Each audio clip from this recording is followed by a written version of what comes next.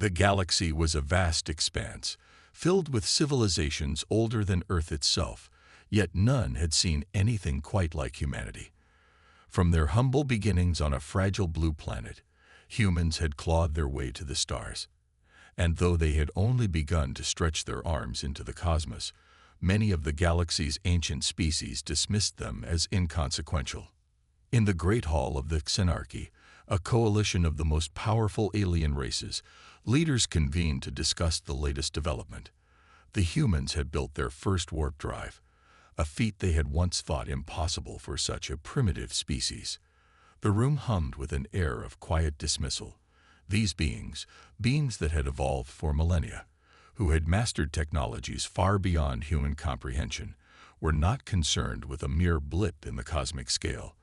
They had seen countless species rise and fall. What were humans but the next fleeting curiosity? But the warning came nonetheless. The emissary from the ancient race known as the Othran arrived on a small, cloaked vessel. Their species had lived through countless ages, having witnessed the rise and fall of galaxies and empires. The Othran were neutral, keeping their distance from the politics of the galaxy, but when they spoke, the universe listened. And now, they had a message for the Xenarchy. The Othran's ambassador, a figure draped in flowing silver robes, stood in the center of the Xenarchy council chamber. Their voice was low, yet commanding, resonating with the weight of countless uns. "You are blind," the ambassador said, their words cutting through the arrogance that filled the room. "The humans you dismiss so easily are the most dangerous force to have ever existed. They will rise.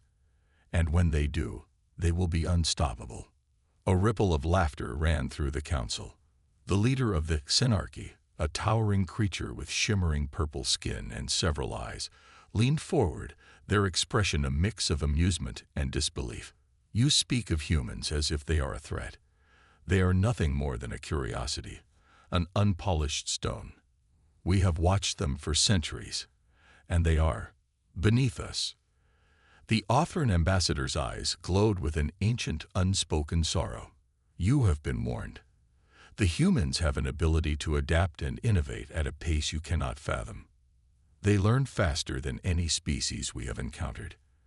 And they will rise, not in 100 years, but in mere decades. When they strike, they will do so with a ferocity unlike any you have seen." The Xenarchy leader chuckled again. "And what exactly should we do then? Beg for mercy from these humans?" "They will not show mercy," the Othran ambassador replied, voice steady but heavy with dread. "Mark my words, you will regret your hubris." The room fell silent, but only for a moment. The council leader waved a dismissive hand, signaling the ambassador to leave. "We shall see. But mark this. The Xenarchy does not fear humans." The Othran ambassador turned, their eyes lingering for a brief, ominous second. "You will. Soon enough." And with that, they departed, leaving behind only a room full of skeptical, amused faces. But the seeds of doubt had been planted. For in the cold depths of space, as the Othran ship slipped silently into the shadows, a lone truth echoed across the stars. They didn't listen. As the galaxy's most powerful empires continued to dismiss humanity as a fleeting curiosity, the humans themselves were quietly transforming. On Earth, beneath the surface of their war-torn history and fractured alliances, a new unity was rising. The cataclysmic wars of the past had brought humanity to the brink of extinction, but they had also ignited an unbreakable will to survive. Now, with their eyes turned toward the stars, they were determined to prove that survival was not enough. They would thrive. It began with the launch of the Artemis Project, an initiative aimed at unlocking the secrets of space travel. For decades, humanity's brightest minds had been pooling their resources into technologies that would allow them to leap beyond their solar system. At first, it seemed like a distant dream, an impossible goal. But one by one, they cracked the code.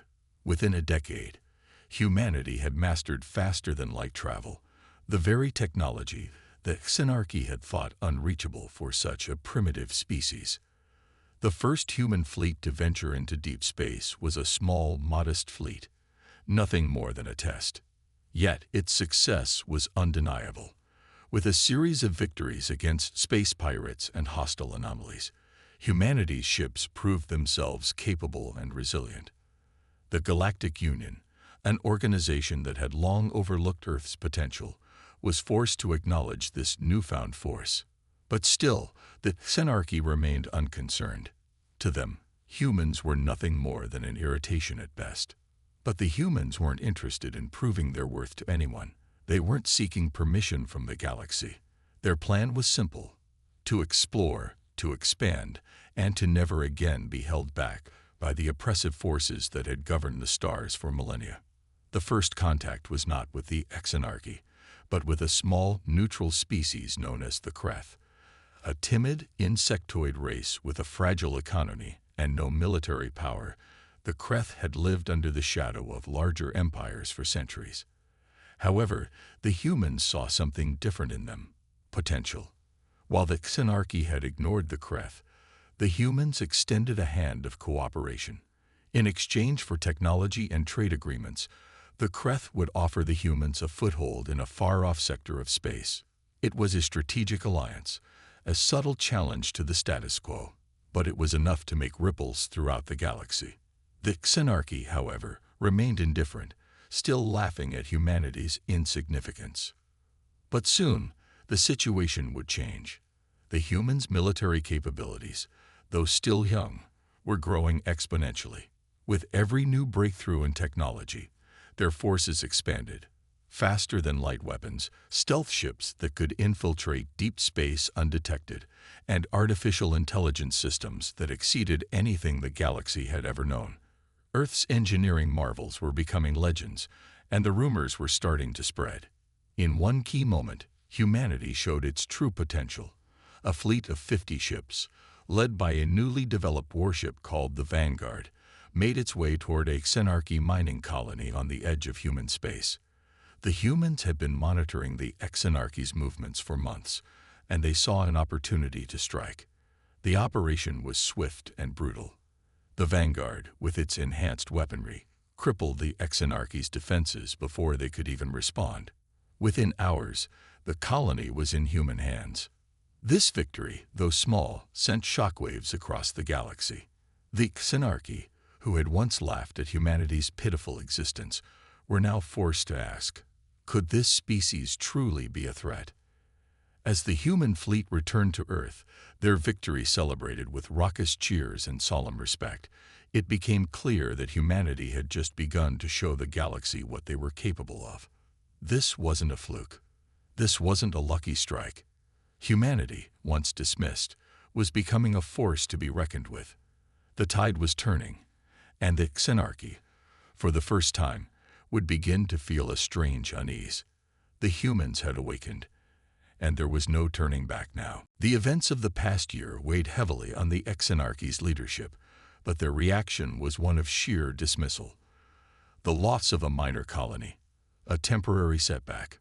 The humans, they decided, had shown nothing more than luck. The Xenarchy was a galaxy-spanning empire built on millennia of dominance, and there was no way a few hundred humans could challenge that. They had crushed entire civilizations with ease. What could a small, underdeveloped species do against them? In the luxurious, sprawling halls of the Xenarchy's Central Council, the leaders sat in their seats, their golden forms shimmering in the dim light. Their complex biology allowed them to remain calm and composed, no matter the stress. However, the recent string of events had unsettled a few, though none would dare show it. They sat in silence, awaiting their leader's voice, their arrogance a wall of impenetrable confidence. Zolthor, the leader of the Xenarchy, stood before them.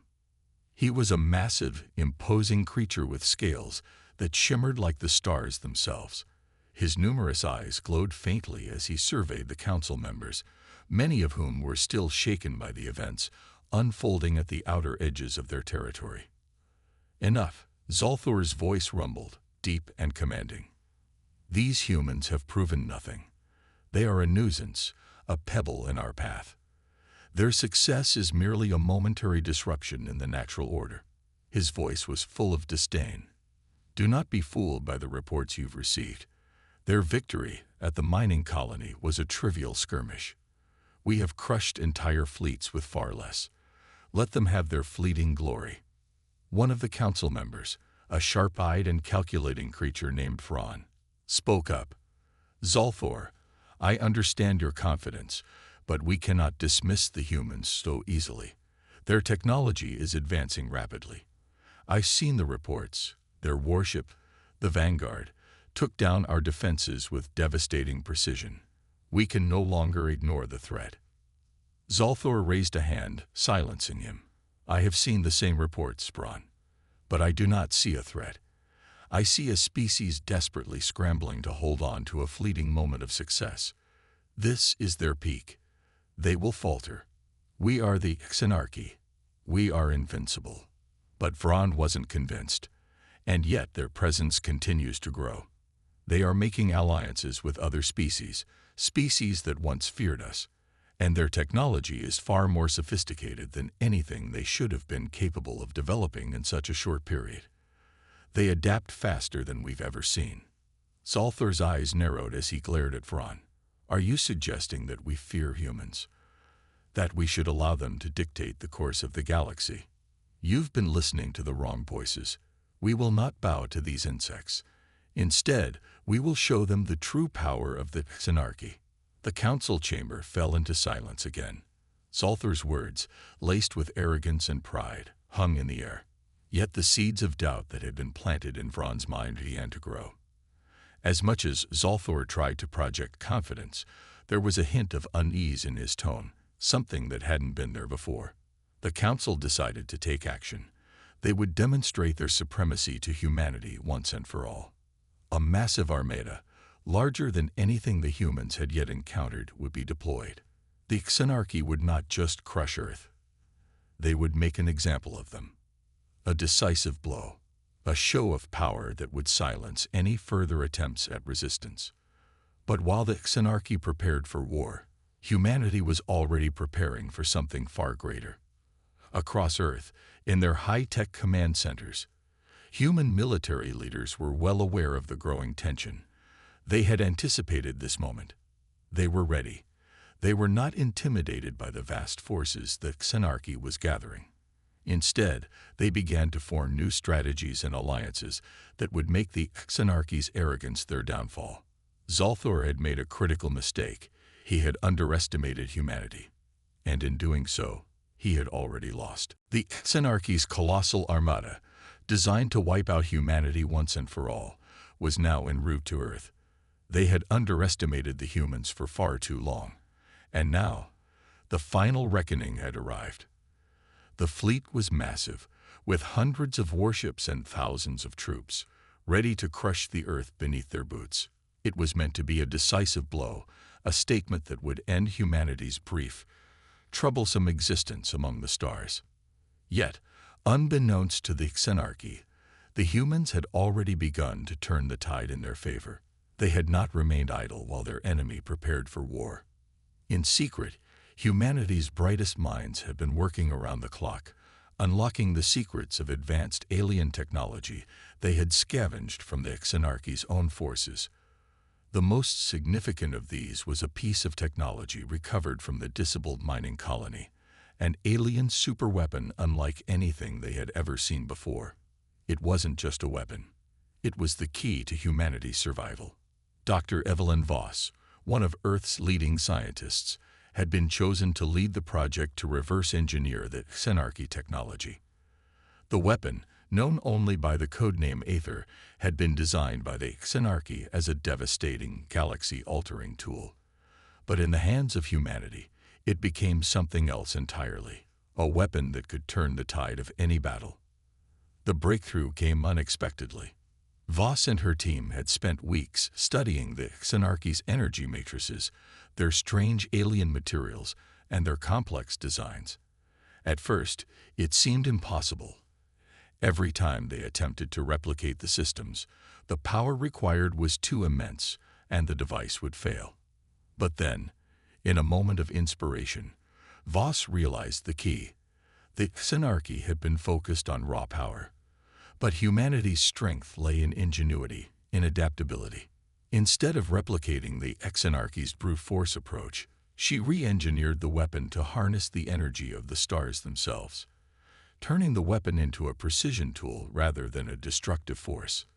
The newly modified Aether weapon would not only give humanity an edge in combat, it would cripple the Exenarchy's superior technology with a single shot. The test was scheduled for a hidden research base deep within the mountain ranges of Earth. Under tight security, the first trial began.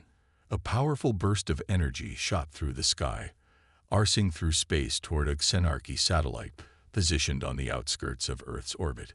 The satellite, with its heavily reinforced shields and armor, was meant to be impervious to any human weaponry. But within seconds of the Aether's pulse, the satellite disintegrated, its defenses reduced to nothing more than a cloud of debris. The success was beyond expectations. The weapon was ready, and it was going to change the balance of power. As the news spread, there was an undercurrent of awe mixed with disbelief. Humanity had always been known for its tenacity, its ability to adapt and evolve. But this was something else. A weapon that could cripple the Exenarchy's might and render their ships and defenses useless. It wasn't just a weapon of destruction. It was a weapon of precision, capable of taking out entire fleets with a single strike. Now, the humans were no longer just survivors. They were contenders, and they had something that Xenarchy didn't, the element of surprise. As the Exenarchy's fleet drew closer to Earth, the humans readied themselves for the confrontation. Their forces, though smaller, were now armed with the most advanced technology in the galaxy. The balance of power had shifted, and the Xenarchy would soon learn that humanity was not the weak, insignificant species they had once believed. Earth had awakened, and it was ready to fight. As the Exenarchy's fleet approached Earth, the tension in the human ranks was palpable. The time for subtlety was over. The enormous armada, led by the feared warlord Xarath, had left their homeworld with one goal in mind: to eradicate the human threat once and for all. The fleet was a near-impenetrable wall of ships, with weapons of unimaginable power and shields designed to withstand anything humanity could throw at them. They believed their victory was inevitable. But humanity had one advantage: they were not afraid. For weeks, the humans had been preparing. They knew that a direct confrontation would be catastrophic. Earth's defenses, though bolstered by the new Aether weapon, were still vastly inferior to the might of the Xenarchy's armada. But what they lacked in numbers, they more than made up for in creativity. They knew the Xenarchy well, too well. Humanity had been watching, studying, and learning from every mistake that Xenarchy had made, every battle they had fought, every weakness they had left exposed. General Samuel Hawke, the human commander tasked with defending Earth, had spent years preparing for this moment. He knew that humanity's only chance was to fight with every ounce of cunning and innovation they had. The Xenarchy had expected them to be weak, outmatched, and desperate, but they had underestimated the human spirit. They had underestimated Earth's greatest strength: unity. Hawke's voice echoed through the war room as he addressed his team, a mix of military officers, scientists, and engineers. We are not here to defend Earth. We are here to show the Xenarchy that they made a grave mistake by underestimating us. They'd forgotten what it means to face an enemy who will never back down, no matter the odds. The plan was simple yet audacious. Use the element of surprise, deploy advanced tactics, and strike when the Xenarchy least expected it. Earth's forces had been equipped with the newly perfected Aether weapons. Each ship now carried one of these devastating devices, capable of disabling Xenarchy ships with a single shot. But it wasn't just the weapon that would win the war. It was the strategy. Human forces would bait the Xenarchy into a trap, drawing them into the asteroid field near Jupiter, a region that was dense with debris and dangerous radiation. The Xenarchy would be too focused on destroying Earth to realize that they were walking straight into the jaws of the human fleet. Hawke had placed his ships in strategic positions, camouflaged by the dense cloud of asteroids. With their newly developed stealth technology, they would remain undetected until the moment of attack. As the Tenarchy fleet entered Earth's orbit, Xaroth's voice rang out, crackling over the comms. "Prepare to crush these weaklings," he ordered. "Erase them from existence. Show them their place in the galaxy." His fleet moved in formation, their massive ships cutting through space like a blade through silk. But what Xaroth didn't realize was that the humans were waiting. The trap was set. The moment of truth arrived. General Hawk's fleet emerged from their hiding spots, like a swarm of deadly wasps, each ship armed with aether weapons, primed to strike. The first volley of fire was launched, and the Xenarchy ships began to fall. At first, Xaroth thought it was a fluke. But as each Xenarchy ship went dark, as their shields shattered and their weapons were rendered useless, the truth began to sink in. The humans had turned the tables. They had the advantage. Impossible. Xaroth roared, his voice a mixture of disbelief and rage. How are they doing this?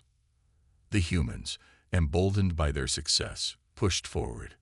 They were no longer fighting to survive. They were fighting to win. And with each Xenarchy ship that fell, the message became clear. Humanity was not just a passing annoyance. They were a force to be reckoned with. The Xenarchy, reeling from the unexpected assault, scrambled to retaliate, but it was already too late. The humans had struck at the heart of their power, and their empire was crumbling under the weight of their own arrogance. The Xenarchy's once invincible fleet was reeling. What had begun as an overwhelming display of power quickly descended into chaos. The human strategy had taken Xaroth and his forces completely off guard, and now their ships were being picked off one by one, rendered powerless by the devastating aether weapon. Xaroth paced in the command center of his flagship, the Conqueror, his golden scales gleaming under the dim lights. His mind raced as he watched the destruction unfolding around him. His fleet had been meticulously planned, each ship stronger than anything humanity could have hoped to possess. And yet, in the span of mere hours, his empire's dominance was crumbling. How is this possible? Xaroth growled, slamming his fist against the console. These humans, they should be cowering beneath us. The answer was clear, though Xaroth refused to admit it to himself.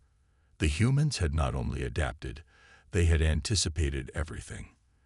They had studied Xenarchy tactics, learned from their mistakes, and turned their weaknesses into strengths. The element of surprise had been their greatest weapon. And now that the trap had been sprung, the Xenarchy was caught in it. On Earth, General Samuel Hawke stood at the helm of his command ship, the Resolute, watching as his forces tore through the Xenarchy's ranks. His heart pounded in his chest, but it wasn't out of fear. It was the exhilaration of knowing they were winning.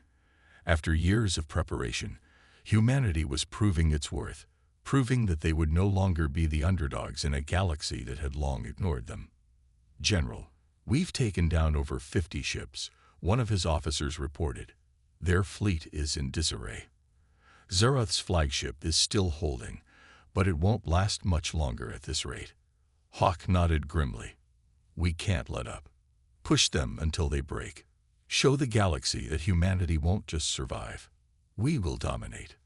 The human fleet pushed forward, every ship laser-focused on their target, the Conqueror. With each aether blast that struck, the Xenarchy flagship's shields weakened. Xaroth's forces attempted to regroup, but it was clear their numbers were dwindling fast. Every attempt at retaliation fell short as the humans, now operating with ruthless precision, dismantled their defenses one by one. But even as their fleet faltered, Xaroth refused to surrender. He was a leader of the Xenarchy, and the pride of his species was on the line. In a last-ditch effort, he ordered a counterattack, an all-or-nothing strike to crush the human fleet. "Launch everything we have," Xaroth barked. "All weapons, every last bit of power we can muster. We will wipe them from the stars." The Xenarchy's remaining ships unleashed a barrage of energy, a desperate attempt to turn the tide. But the humans were ready, With their superior speed and technology, they dodged, countered, and struck back with lethal force. The Xenarchy's retaliation faltered quickly, and their desperation became clear. The humans were simply too fast, too well coordinated. It wasn't long before the final blow came. Hawk gave the order, and the Resolute fired its aether weapon directly at the Conqueror.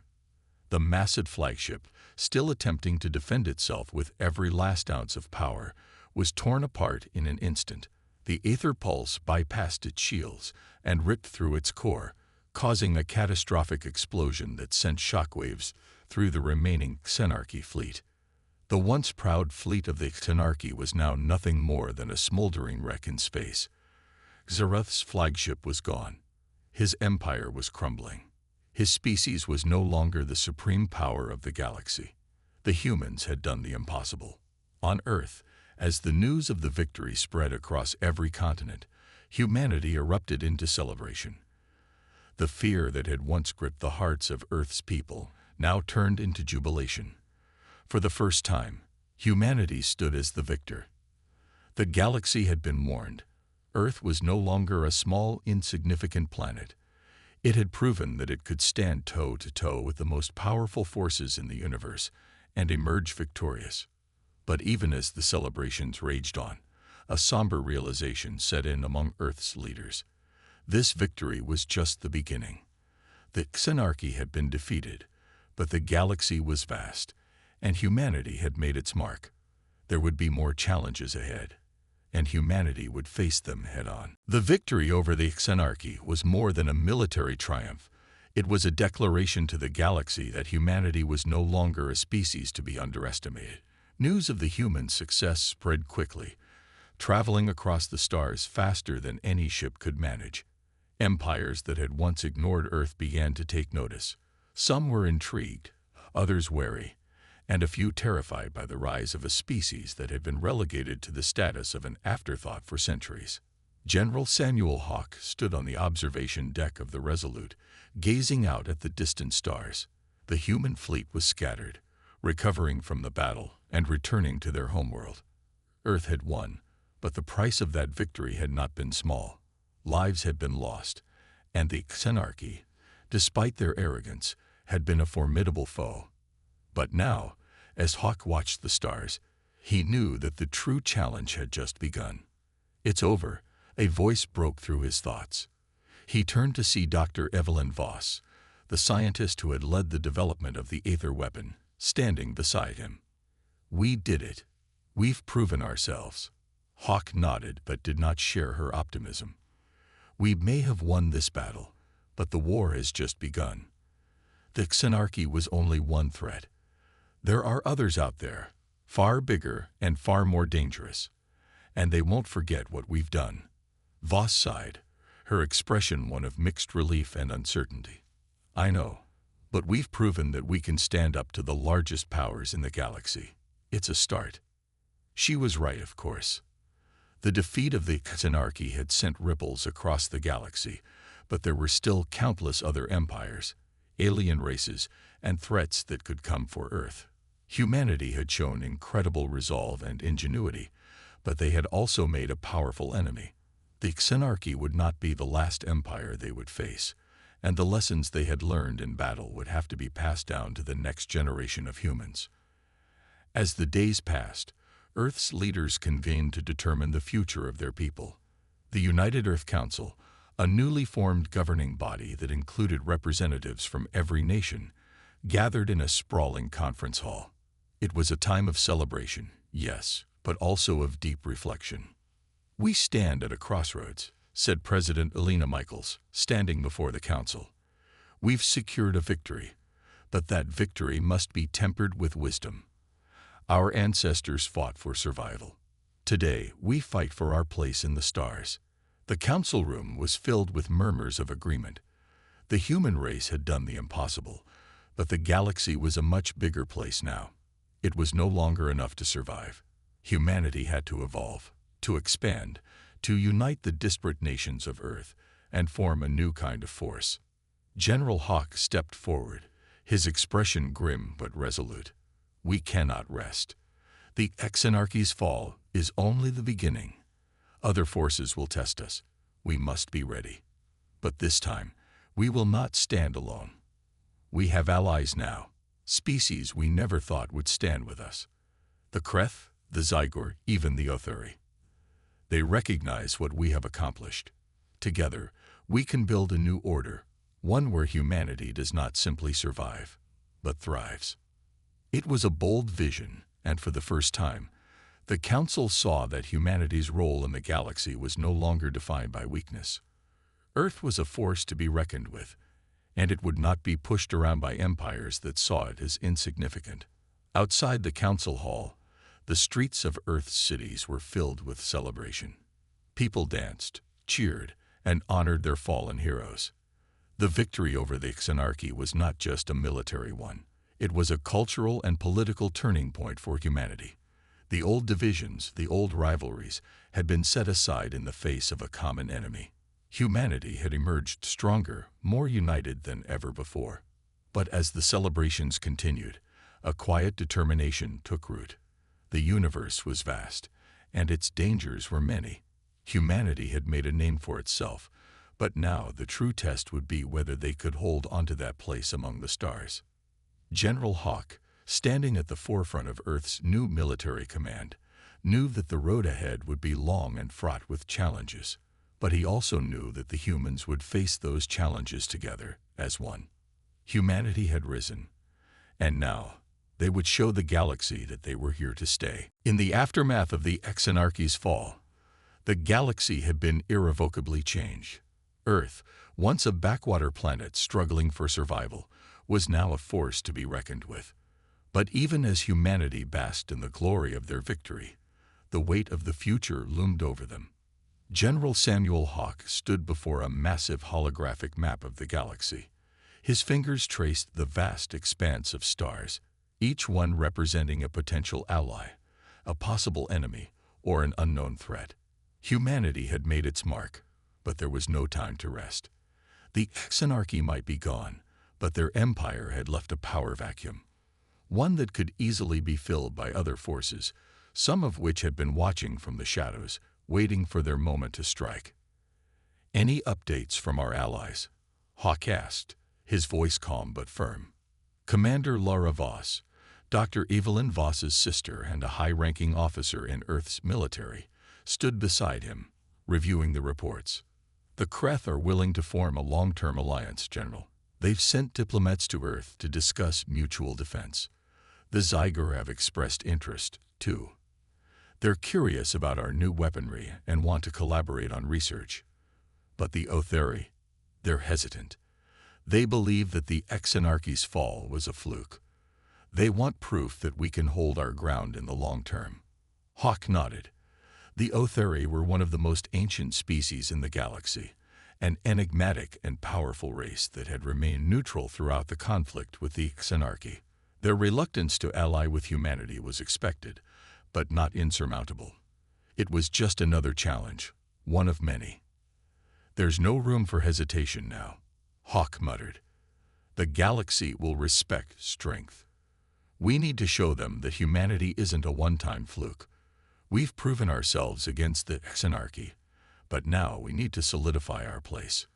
Commander Voss glanced at him. "You're talking about more than just diplomacy, aren't you?" "I am," Hawk said, his voice low but determined. "We need to expand. We need to forge new alliances, build our military, and continue developing our technology. Earth can no longer afford to be isolated. If we want to thrive in this galaxy, we have to take an active role. It's time for humanity to leave its mark, not just on Earth, but on the stars." Across Earth, the world was changing. The victory over the Exanarchy had united humanity in ways that no single event ever had. Old borders had begun to dissolve as countries set aside their differences in favor of a common purpose. The United Earth Council now stood as the central governing body, tasked with steering the future of Earth into uncharted waters. The race to expand beyond the solar system had already begun. Colonies on Mars, the Moon, and Venus were being developed, and ships were being prepared for long-distance exploration. President Elena Michaels stood before a massive assembly in Earth's capital. The message was clear. Humanity's future was now a collective endeavor. The days of petty conflicts and divisions were over. "We have fought for our survival," President Michaels said, her voice carrying across the assembly hall. "Now we fight for our place in the galaxy." The Xenarchy thought we were weak, insignificant. But today, they know the truth. Humanity is a force to be reckoned with. Together, we will forge a new path forward, one that will ensure that we never again face the threat of extinction. The assembly hall erupted in applause. It was a moment of triumph, but there was also an undercurrent of resolve. The road ahead would not be easy. The galaxy was vast, and the dangers that lurked beyond the edges of known space were still unknown. But humanity had something no other species had: the ability to adapt, to learn, to overcome. As Earth's leaders worked tirelessly to secure new alliances and build their military capabilities, General Hawk stood on the bridge of the Resolute, staring out into the vastness of space. He knew that the battles ahead would test everything humanity had achieved. But he also knew that Earth had already proven its strength. And with that strength, humanity would carve its place in the stars. The future was uncertain, but it was no longer defined by fear. The dawn of a new era had arrived, and humanity was ready to face whatever came next.